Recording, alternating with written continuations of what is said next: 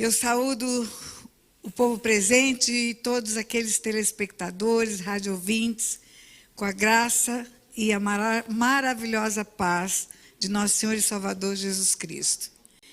É uma honra para mim estar aqui nessa noite.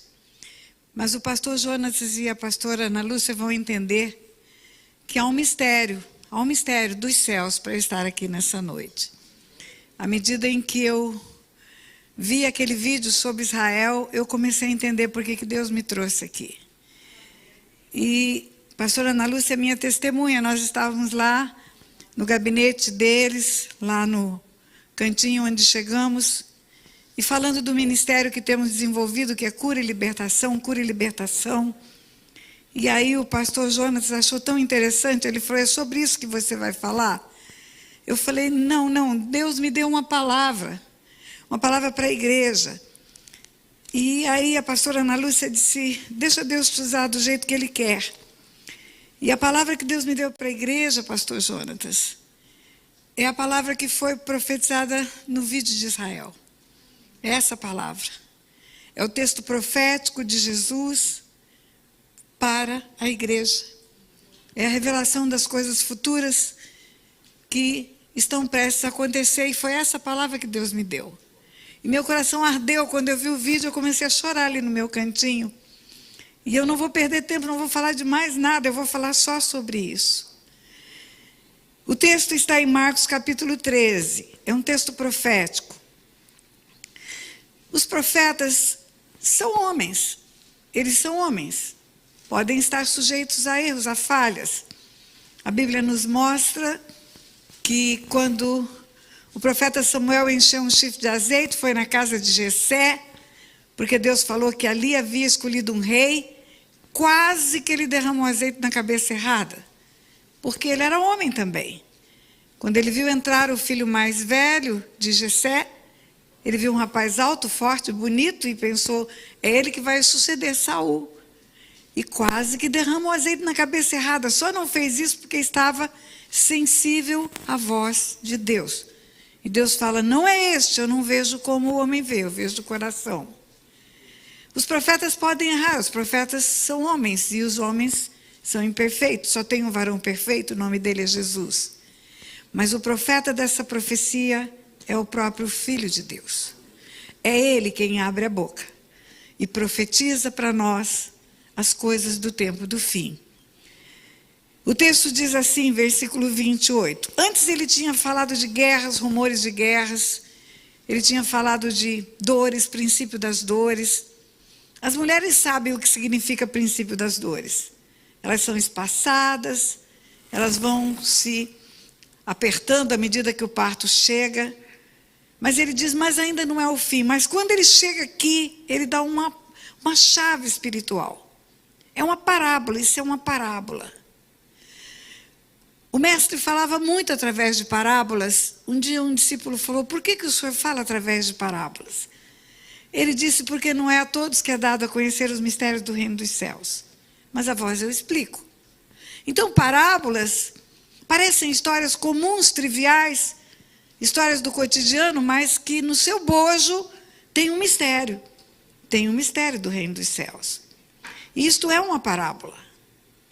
Está escrito assim, aprendei, pois, a parábola da figueira, versículo 28 de Marcos 13. Quando já os seus ramos se renovam e as folhas brotam, sabeis que está próximo o verão. Assim também vós, quando vides acontecer essas coisas, sabeis que estás próximo às portas. Em verdade vos digo que não passará esta geração sem que tudo isso aconteça. Passará o céu e a terra, porém as minhas palavras não passarão. Mas a respeito daquele dia ou da hora, ninguém sabe, nem os anjos no céu, nem o Filho, senão o Pai. Vamos parar um pouco aqui. Ele fala de uma parábola e ele assemelha a parábola da figueira, naquela região onde ele viveu. Talvez se ele estivesse falando aqui no Brasil, ele diria, aprender a parábola da mangueira. Quando as folhas da mangueira brotam, é porque está próximo o verão. Se fosse lá no centro-oeste, talvez ele dissesse a parábola do pequizeiro. Quando o pequizeiro brota, é porque está próximo o verão. Ele está falando de um tempo, de uma época. O verão é uma época, é um tempo. Ele diz: o dia e a hora ninguém sabe, nem os anjos no céu, nem o Filho, senão o Pai. Aprove a Deus reservar para si, ao Deus Pai, alguns mistérios da palavra. O Filho não sabia, por exemplo, que quando fosse ressuscitado dentre os mortos, voltaria para um lugar mais excelente do que ele tinha antes. A Bíblia diz que porque ele se humilhou, tornou-se figura humana, por causa disso, o Pai o exaltou sobremaneira e lhe deu o nome que é sobre todo o nome, diante do qual todo joelho se dobrará e toda língua confessará que ele é o Senhor. Ele pensou que ia voltar para o mesmo lugar, porque ele ora a oração sacerdotal. E ele diz: Pai, glorifica-me com a glória que eu tinha antes da fundação do mundo. Ou seja, o mesmo lugar, a mesma posição. Mas quando ele ressuscita dentre os mortos, ele diz: toda autoridade me foi dada, no céu e na terra. Ele foi aperfeiçoado na autoridade, por causa do sacrifício. Carta aos Hebreus, capítulo 5, versículo 7, nos diz isso. Que ele, no dia dos dias da sua carne, com forte clamor e lágrimas, ofereceu orações e súplicas para não ir para a cruz. Mas obedeceu, e porque obedeceu, ele foi aperfeiçoado. Como é que pode aperfeiçoar o varão perfeito? Ele foi aperfeiçoado no nível de autoridade. Quando você lê Filipenses capítulo 2, que fala: por causa disso o Pai o exaltou sobremaneira, ele deu um nome que é sobre todo nome, diante do qual todo joelho se dobrará e toda língua confessará que Jesus Cristo é o Senhor. Jesus Cristo é o Senhor, Jesus Cristo é o Senhor. A palavra Senhor, no grego é Kyrios. Kyrios é suprema autoridade, maior autoridade, supremo comandante. Ele tornou-se a maior autoridade do universo. O Pai entregou para ele o governo do universo, porque ele se humilhou e tornou-se o sacrifício que compra povos de todas as raças, tribos e nações. Então ele não sabia do prêmio que teria, ele só pensou que voltaria para o lugar que tinha antes. E aqui ele diz que ele não sabe quando será a sua vinda. São mistérios que o Pai guarda para si. Agora veja bem, ele diz dia e hora. Ninguém sabe dia e hora, dia e hora. Vamos imaginar o verão, não sabe se será no dia 26 de dezembro, 4 horas da tarde. Mas ele diz ficar apercebido tempo e época. Você não sabe dia e hora, mas fica ligado, porque há um tempo para você perceber. Eu trabalho com cura e libertação há muitos anos. Me chama muita atenção os episódios bíblicos onde havia confronto de Jesus com demônios. Os demônios são apercebidos sobre o tempo e a época. Quantos deles chegaram diante de Jesus e disseram: vieste atormentar-nos antes do tempo? Vieste atormentar-nos antes do tempo. Eles usam a palavra tempo porque eles são apercebidos das coisas que estão acontecendo espiritualmente à nossa volta. Mas continuando. A respeito do dia e hora ninguém sabe, nem os anjos no céu, nem o Filho, senão o Pai. Estais sobre aviso, vigiai e orai, porque não sabeis quando será. É como um homem que, ausentando-se do país, deixa a sua casa, dá autoridade aos seus servos, a cada um a sua obrigação. E ao porteiro ordena que vigie. Vigiai, pois, porque não sabeis quando virá o dono da casa.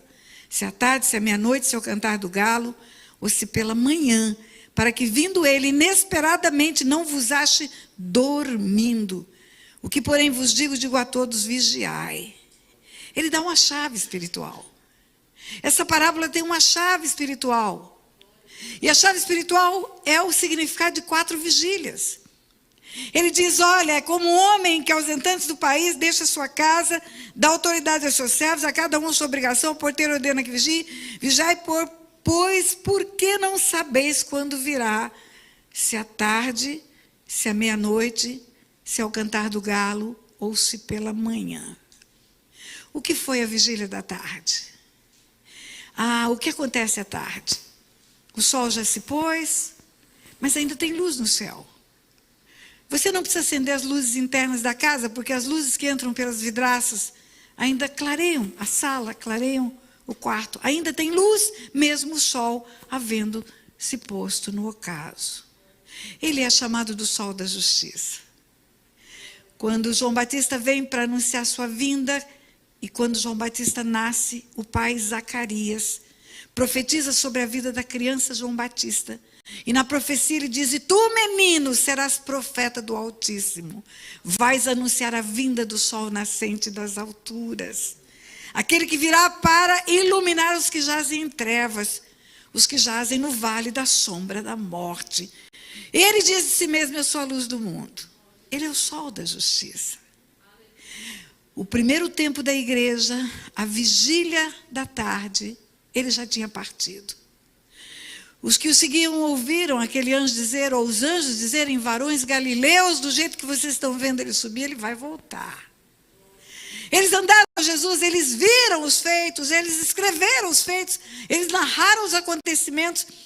Eu creio que quando a igreja primitiva se reunia, ela conversava daquilo que viu. Um falava para o outro assim: você viu aquele dia que chegamos em Betânia com ele? E Lázaro estava sepultado há 4 dias. E ele chegou e mandou tirar a pedra. E a irmã Marta falou: já cheira mal. E ele falou: Lázaro, vem para fora. Eles contavam o que eles viram. Eles falavam do que eles viram. O sol já havia se posto, mas a luz estava ali, no meio deles. Ah, você vai ler na epístola de Pedro, ele dizendo: olha, eu não vos dou a conhecer através de fábulas engenhosas. Nós estávamos lá no monte da transfiguração, quando ouvimos uma voz do céu dizer: esse é meu filho amado. Você vai ver João escrevendo a sua epístola dizendo: as nossas mãos apalparam, nós pegamos nele. A vigília da tarde foi a igreja logo depois da partida de Jesus. Eu falo que quando eles vendiam todos os bens que eles tinham, partiam entre si, é porque não tinha sentido bens, sabe por quê? Porque eles criam que Jesus voltaria naqueles dias. Não tinha sentido juntar coisas. Não tinha sentido ter casas, não tinha sentido ter objetos. Ele está voltando. Ele disse: olha, eu vou preparar lugar e vou voltar. Eu vou voltar na casa do meu pai, há muitas moradas. Mas ele não voltou na vigília da tarde. Não voltou. Depois da vigília da tarde, ele fala que tem outra, que é a vigília da meia-noite. Meia-noite é escuridão, é trevas. É longa noite. A noite é mais longa do que a tarde. O tempo da igreja perseguida, o tempo da igreja sacrificada, o tempo da igreja martirizada. O tempo da vigília da noite foi longo, longo, longo, longo, longo. No tempo da vigília da noite, entrou a idolatria. No tempo da vigília da noite, foi escondida a verdade. A salvação não é pela graça, é pela penitência. Ah, você precisa comprar um lugar no céu. Se você tem dinheiro, tem indulgência, fica fácil você ter a vida eterna. A vigília da tarde era uma vigília onde ele estava ainda na memória daquelas pessoas. Na vigília da meia-noite não podia falar do que ele falou. Tinha que aceitar heresias, senão era sacrificado. Até as fogueiras da Santa Inquisição aconteceram na vigília da meia-noite. Muitos cristãos morreram, muitos. Levantaram um Cristo na vigília da meia-noite, que nunca ressuscitou, nunca esteve à destra de Deus. Um Cristo que nasce no Natal, morre na Páscoa e no Corpus Christi ainda está morto. Nasce no Natal, morre na Páscoa e no Corpus Christi está morto. Nasce no Natal, morre na Páscoa e no Corpus Christi está morto. Ele nunca está ressuscitado à destra de Deus para voltar e buscar a igreja. Escuridão, trevas. Eles suportavam tudo isso, eles iam para as fogueiras. Eles eram esquartejados. E eles criam que Jesus voltaria naqueles dias. Eles criam. Um olhava para o outro e dizia: resista. Ele está voltando. Resista, não negue o nome dele, ele está voltando. Resista. Mas ele não voltou na vigília da meia-noite. Em seguida fala que tem outra vigília depois da meia-noite, a vigília do cantar do galo. O povo que morou na roça sabe que o galo canta para anunciar o outro dia que vai nascer. Madrugada o galo canta. Para contar que vai chegar novo dia. o que foi a vigília da madrugada. O que foi a vigília da madrugada? Foi o grito da reforma protestante. Foi o grito da verdade. Não, a salvação é pela graça. O sangue foi derramado para comprar povos de todas as raças, tribos e nações.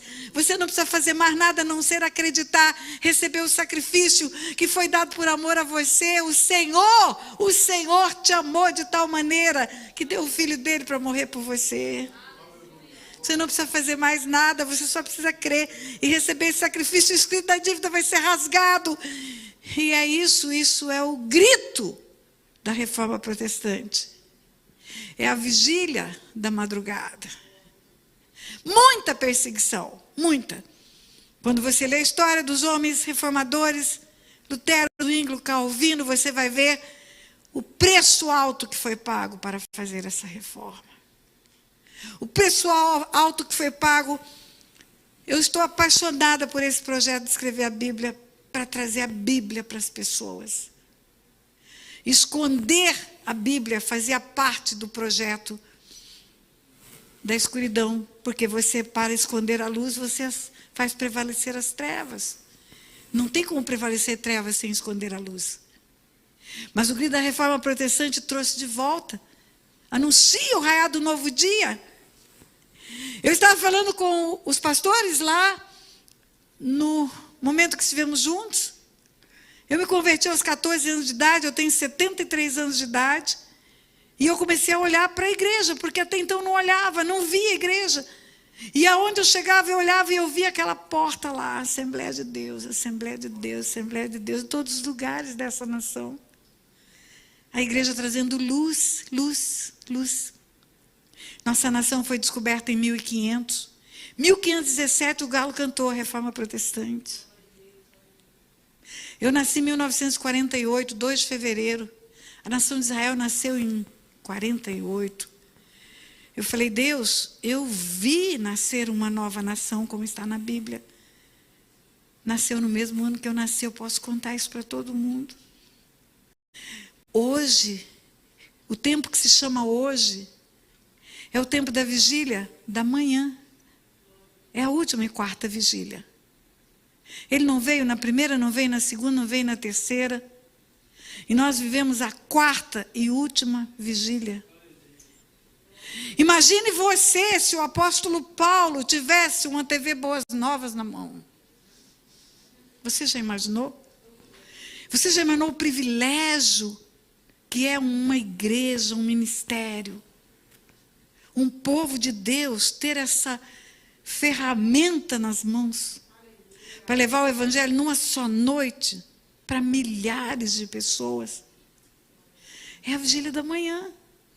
Já chegou a vigília da manhã. Nós já estamos nessa vigília. Essa é a quarta e a última vigília. Eu não tenho a menor dúvida disso. Tudo que está aqui está se cumprindo. Agora ele termina dizendo: vigiai, pois, para que vindo inesperadamente não vos ache dormindo. Como eu posso dormir na vigília da manhã, depois de tudo que eu vi, ouvi? Tem gente que está dormindo. Eu imagino essas 4 vigílias como uma corrida de revezamento. Uma corrida de revezamento são 4 turmas.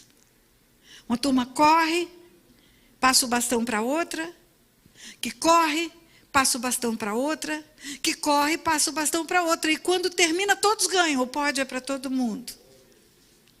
E eu imagino que nessa corrida de revezamento, ou das 4 vigílias, nós temos um bastão na mão, que nós passamos de uma turma para outra. Só que esse bastão está sujo de sangue, mas não é só do sangue de Jesus. Ele está sujo do sangue daqueles que pagaram um altíssimo preço para o evangelho chegar até nós. Ele está sujo do sangue dos mártires, que morreram nas outras vigílias, que pagaram um preço de serem foragidos, de verem lá de suas famílias serem perseguidos. Como nós podemos nos acomodar? Como nós podemos dormir? Nós temos um alto preço. Quando o apóstolo Paulo esteve no Areópago, em Atenas, para pregar aos atenienses, ele viu a idolatria dos atenienses, lá está no livro de Atos, capítulo 17, ele chega para os atenienses e diz: eu vejo que vocês são muito religiosos, por causa dos deuses, dos altares que ele viu, e tinha lá um altar ao Deus desconhecido. Ele fala: esse que vocês não conhecem é o que eu vos anuncio. O Deus que fez o mundo e tudo que nele existe. E ali Paulo diz algo de um só, ele fez toda a raça humana, de um só ele fez toda a raça humana e estabeleceu os tempos determinados e os limites da sua habitação. Paulo diz: ele fez toda a raça humana em um homem, em Adão, e estabeleceu os tempos determinados e os limites da sua habitação. O que isso significa? Que Deus tem uma agenda. Quem vai nascer quando e aonde? Quem vai nascer em que época? Eu vou nascer em 2 de fevereiro de 1948, porque ele determinou, e você vai nascer no dia que você nasceu, porque ele determinou, e ele escolheu nascer nesta nação, em outra nação. Isso é escolha de Deus, não é geração espontânea, não é resultado de sexo entre pai e mãe, é uma escolha de Deus, é um relógio de Deus, é uma agenda de Deus. Ele falou para Jeremias: antes que eu te formasse, eu te conheci. E antes que saísse do ventre da tua mãe, eu te constituí profeta às nações. Ele fala, Davi, no Salmo 139, o Senhor estava tecendo os meus ossos, no ventre da minha mãe sabia todos os meus dias. Então Deus tem uma agenda, é pré-determinada essa agenda. Quem vai nascer quando e aonde? Ele escolheu que eu e você nascêssemos na 4ª vigília, entende isso? Entende que isso não é obra do acaso, isso não é obra dos nossos pais. É Deus quem faz filhos e coloca no ventre, não é homem e mulher. Então ele deliberadamente escolheu que nós fôssemos a geração da última vigília. E eu não acredito que ele escolheria mal, pastor, eu não acredito. Eu não acredito que ele escolheria gente com menos amor pelas vidas do que o apóstolo Paulo, do que o apóstolo João, do que o apóstolo Pedro. Eu acredito que ele tem toda a confiança que esse bastão que nós temos nas mãos vai ser levado numa boa carreira até o dia final. Eu creio nisso. Eu creio que Deus vai usar poderosamente essa igreja que está constituída neste tempo na face da terra, para fazer o preparo desse dia que a gente sabe que virá. O dia dessa volta. É uma igreja que não pode dormir. Quando Jesus fala: aquele que crê em mim fará as obras que eu faço e outras maiores fará. Muitas vezes isso ficou na minha cabeça como um mistério. Como eu posso fazer obra maior que o Senhor? Como? Como é possível isso? O Senhor é perfeito. Todo o poder pertence a Jesus. Como eu posso fazer obras maiores? Mas recentemente eu entendi o que significa. Eu não sei que tamanho era esse ministério quando nasceu há anos atrás. Ele tinha o quê? Ele tinha talvez uma porta aqui, uma porta ali, outra porta lá. Hoje ele é maior, ele é muito maior. Quando Jesus fala: fareis obras maiores, ele fazia em Jerusalém, Judéia e Samaria. Jerusalém, Judéia e Samaria. Mas ele disse para os discípulos: olha, vocês vão para Jerusalém, Judéia, Samaria e vão para os confins da terra. E aí é maior, porque aqui a igreja faz o que Jesus faria se estivesse aqui. A igreja faz, ele subiu, está à destra do Pai, e ele confirma com sinais e maravilhas a palavra profética da igreja. Hoje o pastor profetizou aqui várias coisas e eu lhe dizia: sim, amém, Pai, confirma a palavra profética desse homem de Deus aqui nesse lugar e de todos os pastores que são levantados. É uma igreja que profetiza, é uma igreja que cura, é uma igreja que salva, é uma igreja que liberta. Aquilo que Jesus veio fazer é o que a igreja tem que fazer, porque ela é o corpo dele nessa terra. Ela é o corpo dele nessa terra. E eu creio verdadeiramente que os desafios que nós estamos vivendo não são pequenos, desafios difíceis. Mas quando o pastor estava falando em semeaduras aqui, Deus me trazia à memória o que aconteceu lá em Israel quando houve aquela seca profetizada pelo profeta Elias. Quando terminou o tempo de ficar escondido, que Deus falou para ele aparecer. Imagine o tamanho da seca que tinha naquela nação. Imagine 3 anos e meio sem chuva, morrendo tudo, morrendo as ervas, os animais. E quando o profeta se levantou para fazer aquele altar, para exaltar o nome de Deus e mostrar o poder de Deus, era tempo de muita seca. E sabe o que o profeta pediu? Água. Ele fez uma vala ao redor do altar. E ele pediu água em tempo de seca. Ele pediu água em tempo de seca. Aí eu imagino as pessoas enviadas por ele chegando nas casas dizendo: ó, o profeta está pedindo sua água. O profeta está pedindo sua água, mas não tem, só tem um pinguinho de água. Mas é o profeta que está pedindo. E se você der a sua água em tempo de seca, vai chover. Vai chover. Imagine a terra seca, bebendo aquele primeiro tanto de água que foi jogado ali. Sumiu. O profeta pediu mais. Ele pediu 3 vezes. 3 vezes o povo respondeu. Entregou água em tempo de seca. Recentemente, eu estava meditando, também meditamos toda manhã, apóstolo, pastor. Toda manhã acordamos madrugada para meditar, e o pastor Otto. Eu estava meditando sobre o texto bíblico do menino que entregou pães e peixes para alimentar uma multidão. E o Senhor falou comigo tão claramente naquela madrugada. A liberalidade destrava a unção da multiplicação. A liberalidade no ofertar, a liberalidade no dar, atrai a unção da prosperidade para as pessoas. E a usura atrai o espírito da miséria. Aquele menino entregou o pouquinho que ele tinha. E o pouquinho que ele tinha resultou em alimento de uma multidão e ainda sobrou, e sobrou, e sobrou. É um desafio que a igreja passa nesse tempo de pandemia, nesse tempo de dificuldade, nesse tempo de desemprego, nesse tempo de empresas vendendo menos, com riscos de perder os seus bens. Mas acredite na palavra profética que esse líder deu hoje aqui. Acredite. Acredite na profecia que a igreja está fazendo.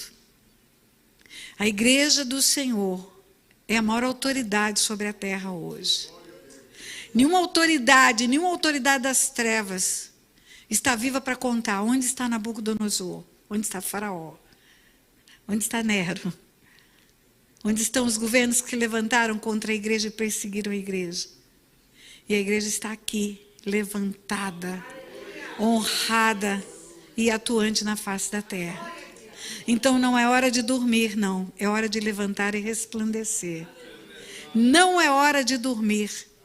Não é hora de murmurar. Não é hora de arrefecer. Mas é hora de levantar e mostrar a cara. Mostrar a face que temos como povo de Deus nessa terra.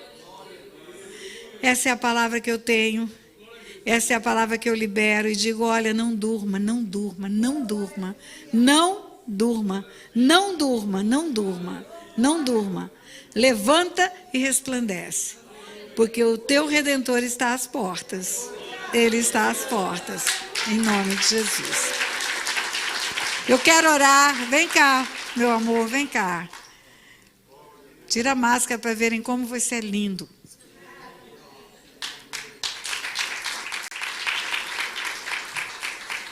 Como essa igreja apregoa a bênção sobre a família, eu preciso lhe dizer, nós temos 55 anos de casados, 2 filhos, 6 netos e 2 bisnetos. E nós queremos profetizar sobre a vida de vocês uma família bendita. Queremos profetizar sobre a vida de vocês o cumprimento da palavra de Isaías 61, versículos 6, 7 e 9. Vós sereis chamados sacerdotes do Senhor, e vos chamarão ministros de nosso Deus. Comereis as riquezas das nações, e na sua glória vos gloriareis. Em lugar da vossa vergonha tereis dupla honra. Em lugar da afronta exultareis na vossa herança. Por isso, na vossa terra possuireis o dobro e tereis perpétua alegria. A sua posteridade será conhecida entre as nações, e os seus descendentes no meio dos povos. E todos quantos os virem, os reconhecerão como família bendita do Senhor. Aleluia. Pastor Otto ora e eu concordo com a sua oração. Glória a Deus. Nós queremos lançar uma palavra de bênção para todos aqueles que congregam nas Boas Novas, nessa igreja Assembleia de Deus. Também queremos lançar uma palavra de bênção para todos os ouvintes, para todos aqueles que participam todos os espectadores, todos aqueles que ouvem a palavra, todos aqueles que colaboram, todos aqueles que contribuem. Em nome de Jesus, queremos dizer, seja próspero a sua vida, a sua família, seus negócios, a sua saúde, em tudo que Deus tem para você, Deus tem para vocês. Seja próspero, em nome de Jesus, tudo aquilo que Deus tem, se cumpra na sua vida, que nada caia por terra, mas que tudo venha prosperar na vida de vocês, em nome de Jesus, em nome de Jesus. Amém, glória a Deus.